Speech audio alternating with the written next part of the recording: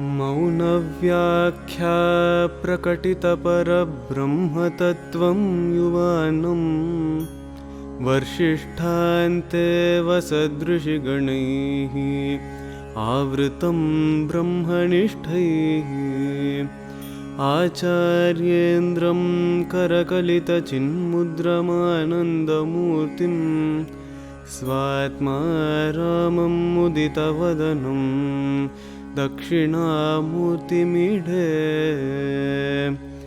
वटविटपि समीपे भूमिभागे निषण्णं सकलमुनिजनानां ज्ञानदातारमारात् त्रिभुवनगुरुमीशं दक्षिणामूर्तिदेवं जननमरणदुःखच्छेददक्षं नमामि।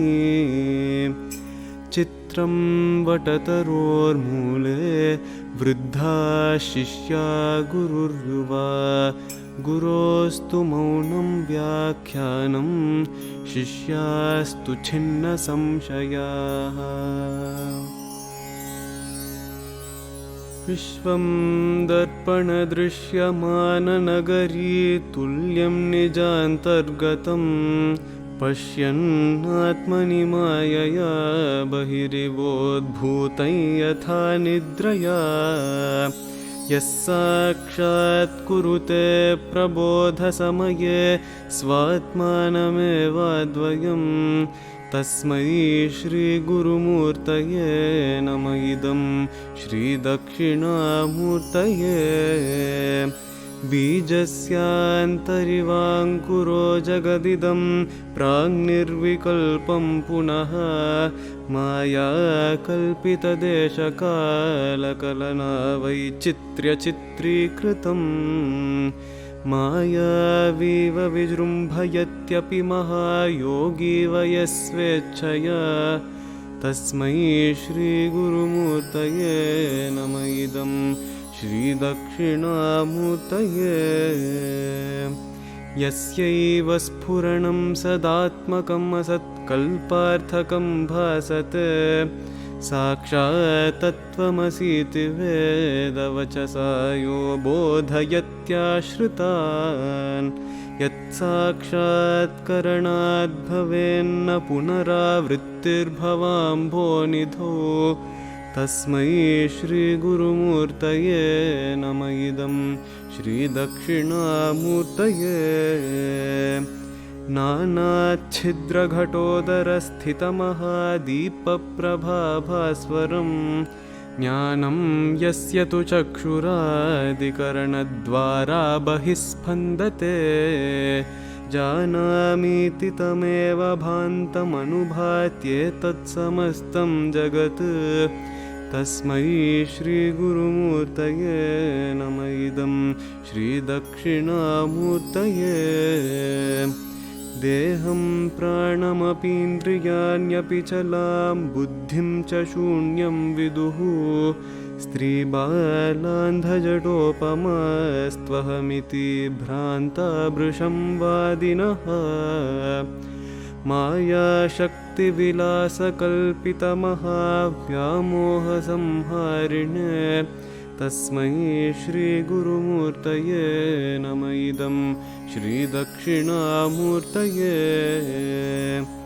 राहुग्रस्तदिवाकरेन्दुसदृशः मायासमाच्छादनात् सन्मात्रः करणोपसंहरणतो यो भूत्सुषुप्तः पुमान् प्रागस्वाप्समिति प्रबोधसमये यः प्रत्यभिज्ञायते तस्मै श्रीगुरुमूर्तये नम इदं श्रीदक्षिणामूर्तये।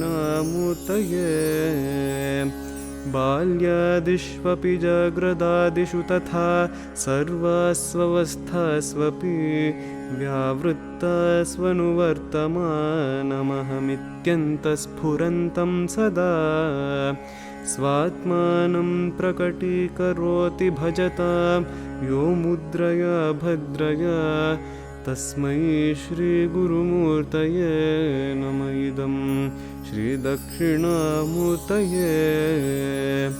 विश्वं पश्यति कार्यकारणतया स्वस्वामि सम्बन्धतः शिष्याचार्यतया तथैव पितृपुत्राद्यात्मना भेदतः स्वप्ने जागृति वा य एष पुरुषः माया परिभ्रामितः तस्मै श्रीगुरुमूर्तये नमः इदं श्रीदक्षिणामूर्तये